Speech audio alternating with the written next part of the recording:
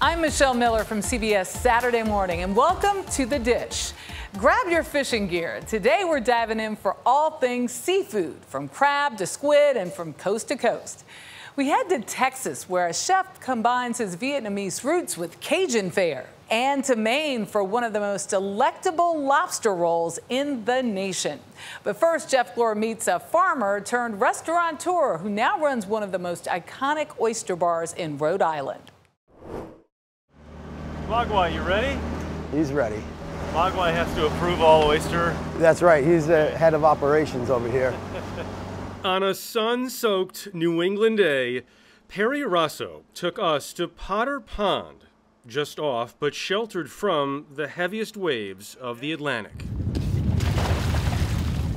The ideal spot to harvest a food that is changing everything here: oysters. Right off the deck of the boat. That's an extra, gives it an extra flavor. That's Probably not the cleanest thing in the world, right? Not bad.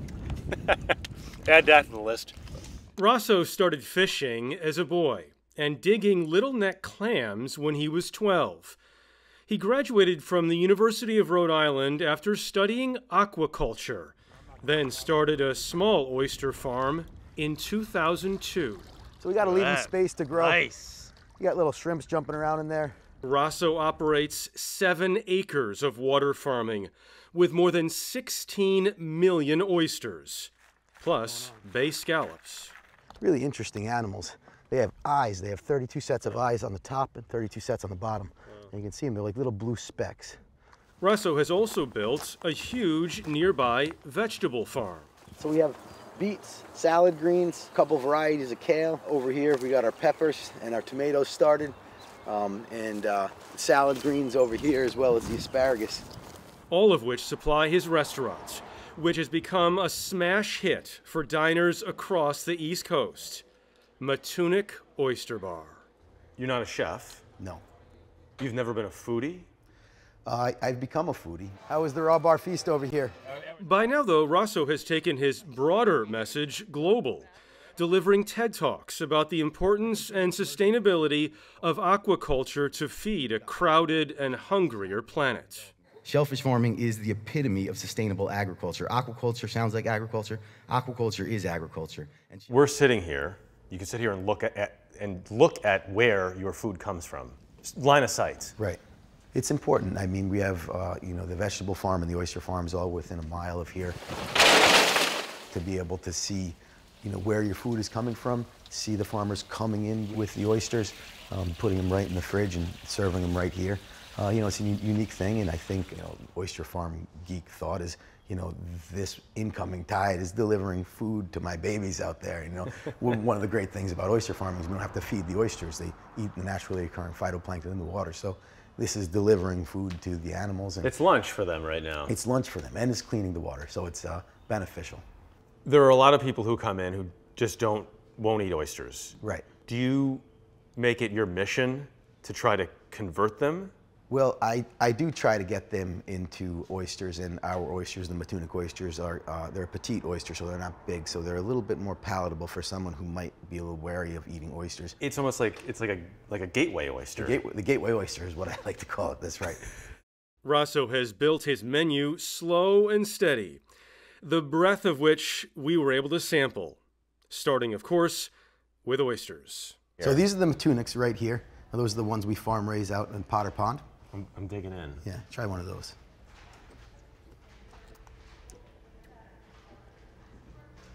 Great. What do you think? Good. Sweet? Yeah, they're crisp, they're sweet. It is crisp. Yep. To accompany Rosso's bestseller, we also had a Matunic special, passion fruit oysters, with salmon eggs and cucumbers soaked in sake. If you prefer your oysters cooked, there were the bourbon oysters.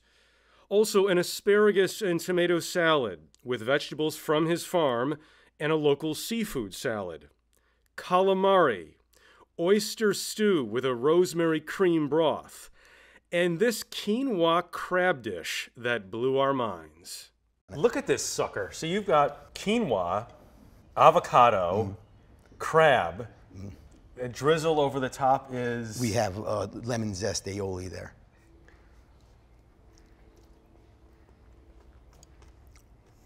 Oh, that's fantastic. It's nice. So good. Not to be overlooked, the tuna with Creole mustard and mashed potatoes, and a ridiculous lobster pizza he recently debuted. So pizza we put on the menu during COVID. I was researching what's the most popular takeout food, pizza. And so I said I wanted to make the best seafood pizza in the world. And I think we might have come close to it. We got some prosciutto, some truffle, some arugula on there. It's really delicious. It should be illegal. This is crazy. How good it really is. that pizza is. Absurd. For dessert, there was a blueberry crumble and a Matunic signature, key lime pops. The full scale of Rosso's creation here is amazing, even though he still feels like the little kid scrapping for clams just to make a few bucks. You talk about this a lot, about your fear of failure, of not succeeding. Do you still feel that way? Yeah, absolutely. You're never satisfied. I don't, like to think of myself as someone who's never satisfied, but the reality might be that, yeah. And in the end, people get a healthier ocean because of it, and good food. Yeah, there's definitely... So we should enjoy your pain. Up next, crawfish in Cajun country.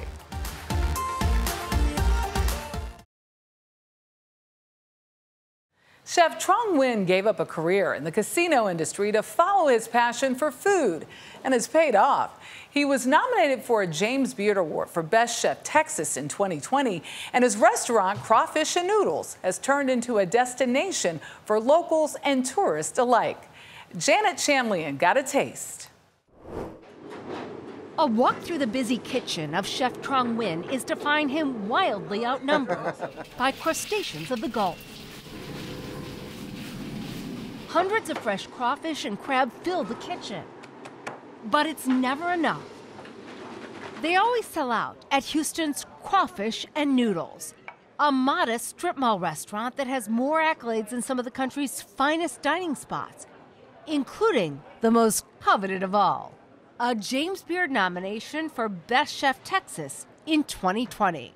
Quite a payoff for a guy who spent 30 years in the casino industry. Talk about a bet. With no formal training and a love for food, he wagered his life savings on opening a restaurant. You left a really good job to do this. Very much, yes. It's something in me telling me that, win or lose, it's a gamble of life. Was it a gamble of passion? Yes, also. Chef Nguyen is credited as one of the creators of what's become known as Viet Cajun cuisine. This is back in the refugee camp. Influenced by his family's cooking as a child in Vietnam before he immigrated to the U.S., it's a mix of Southeast Asia and the good old American South. The Cajun part is whole-boiled crawfish.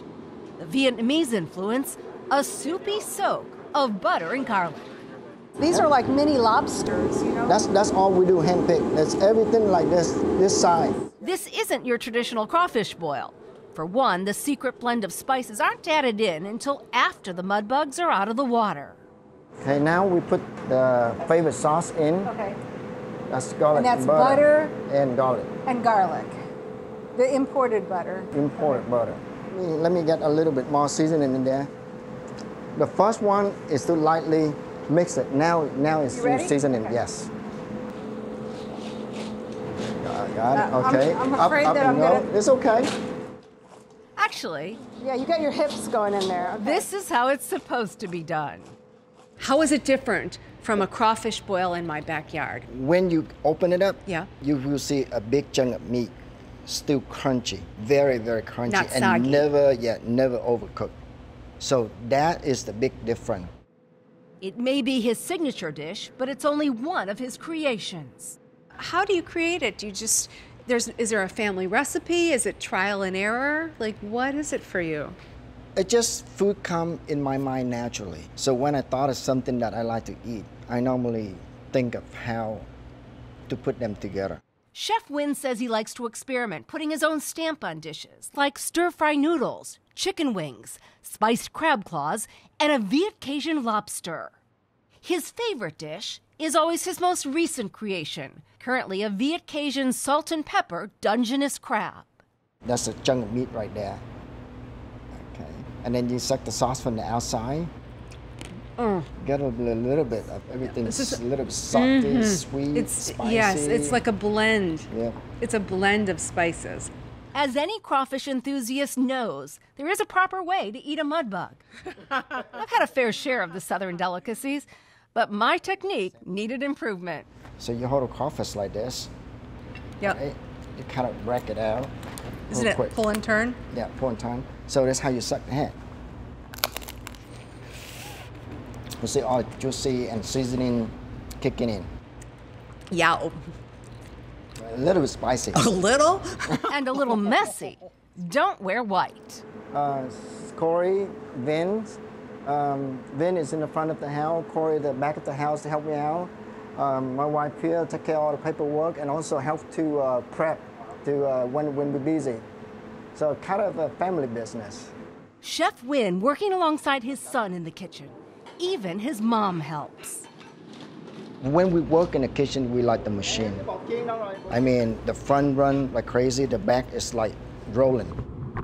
Business sank during the pandemic like restaurants everywhere. But customers are back. The loyal Houston area crowd and a never-ending flow of tourists. Some come right from the airport. Customer is like our friend and the family. They're very supportive. It's now been more than a decade since Trong Nguyen made that wager to leave gambling and bet on himself. You have no regrets from leaving the casino industry? No, sometimes I look back and say, wow, back there I only wear a suit, tie, look pretty, walk away, walk around, talk to people, shake hands, sit in the night, restaurant, dining with all the VIP. But now I carry every single dish out of the table to show it to the customer. But I'm very proud of it because that's what we made, that's what I made. So I'm very proud. Summer is finally upon us, which means it's peak season to indulge in a lobster roll. Whether the crustacean is drenched in butter or Thai curry paste, there's a delicious version for everyone. Mo Rocca's on a roll. Every summer, Route 1 in Wiscasset, Maine, becomes what locals call gridlock with view. 3 lobster rolls, please. As pilgrims descend to feast on Red's classic lobster roll. I'm from Mount Vernon, Illinois, and I come to Wiscasset every year just to eat at Red's. Hello, hello. George and Allison Stollard came all the way from Austin, Texas. We're at lobster camp right now, which means going and getting lobster all around Maine for a week. And of course, for your onion rings ketchup, I also have an in-house blue cheese sauce. If you'd like to try yes. Debbie Gagnon's father, Al Red Gagnon, bought the shack 40 years ago. Red's secret recipe? There's no secret. Give people the freshest food and pile it high.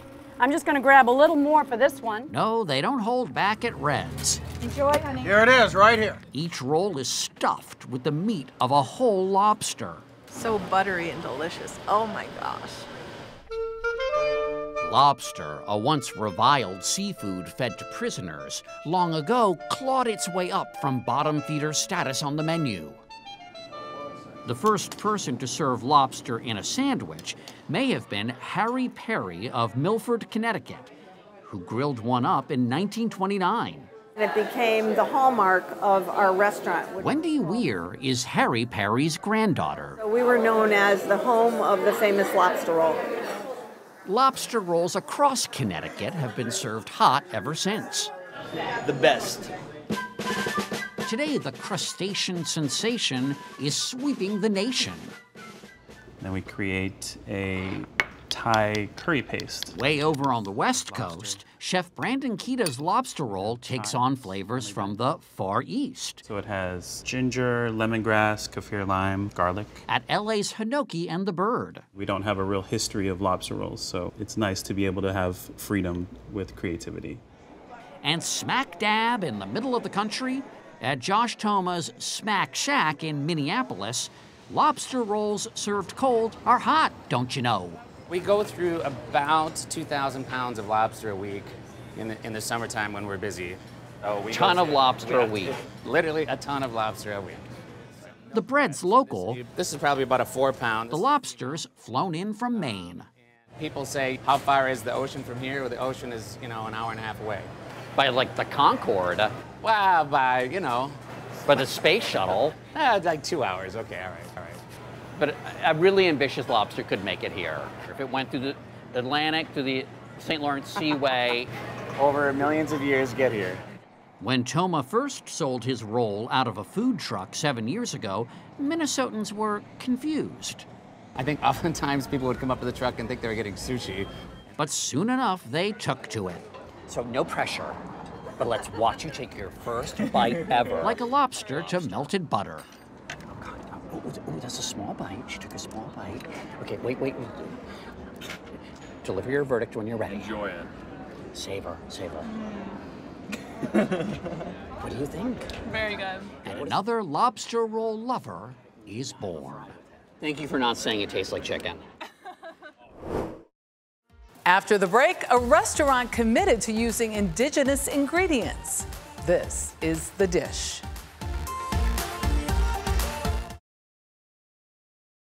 Originally from Cleveland, Ohio, chef Steve Phelps moved to Florida 20 years ago, and he opened his popular restaurant, Indigenous. Since then, he's been a James Beard semifinalist for Best Chef in America twice for his inventive seafood dishes. Jeff Glore was lucky enough to get a reservation. So this is the pompano nigiri. Ready for this one, Jeff? Oh my goodness. So we've got sweet soy, we've got a Szechuan chili oil, and then there's a yuzu gas streak, which is a Japanese citrus that's really, really bright. And you got the sea purslane on top with some furikake with sesame seeds and nori. So just get it all in your mouth there, Jeff. That's a work of art right here. Wow. The impeccable balance that Steve Phelps brings to his food is something he's been cultivating since he was a teenager, but really took off about 20 years ago when he and his wife left their home outside Cleveland for what they thought was going to be a short trip to Florida. I think we spent an afternoon that day at the beach and saw a dolphin jump up in front of us and were enlightened, said, wow, this is pretty nice. Fast forward almost 20 years later and I'm sitting with you outside my restaurant now. Indigenous was opened in 2011 in a residential neighborhood in Sarasota, which has long had a thriving arts community. Phelps set out to create a seafood oasis. The word indigenous, when people think Florida, they think citrus, and citrus is not indigenous to Florida. Correct. Indigenous ingredients here, you know, for Florida really were the rice and the corn and things like that. And it's tough because there's a lot of confusion with that. And I have to say it as a chef because I get a lot of calls and they go, do you make Native American dishes all day there? But indigenous to us means that it is from the area or native to the area, and that's what we do with all the food that we can. How do you describe your food philosophy? My food is food that's recognizable, and I think responsible is a name that we like to use. One example, his support of local farm-raised fish, which haven't always had the best reputation. That is changing fast as conditions inside aquaculture farms improve dramatically and as the global demand for seafood has doubled in the last 60 years. I'm so fascinated by the technology that they do. These recirculating tanks that they use, these fish never stay in the same water.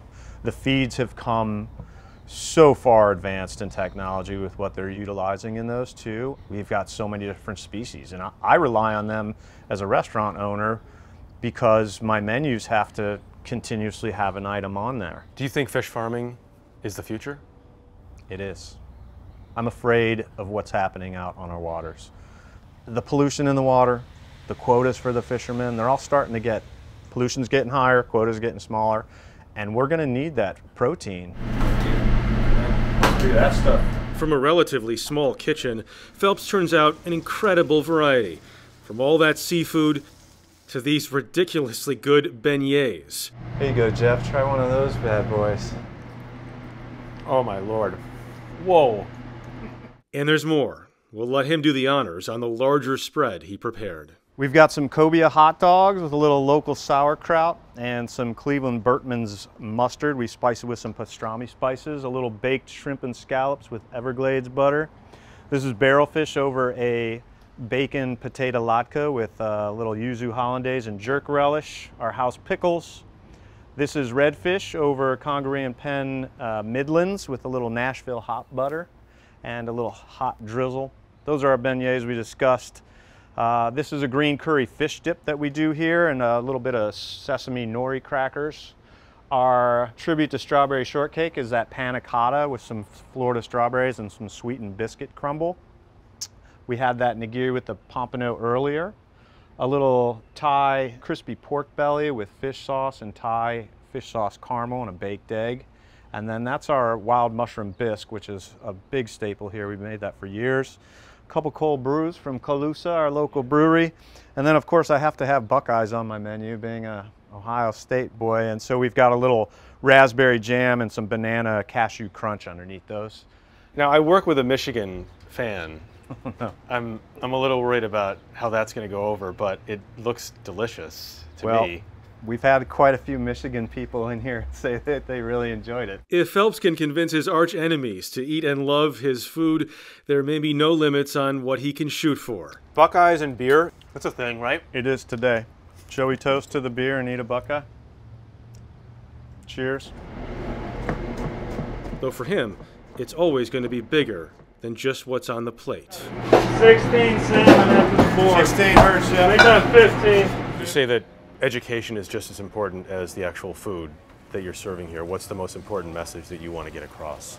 Making your dining experience and your choices good for the planet. I think that's one thing that we've always put emphasis on here. People ask a lot of questions in our restaurant, and I'm lucky enough to have a staff that wants to educate a guest as well as I do. And our wild fish tonight, red snapper from Madeira Beach, caught off a boat called the Fish Bustas. And if you know that a chef is educated and a staff is educated and can teach you about where things come from, why we utilize it, and it's good for your body and the planet, that means we just did our job today. For more stories like these and live coverage of breaking news 24/7, stream us right here on CBS News. I'm Michelle Miller. We'll see you next time for another helping of The Dish.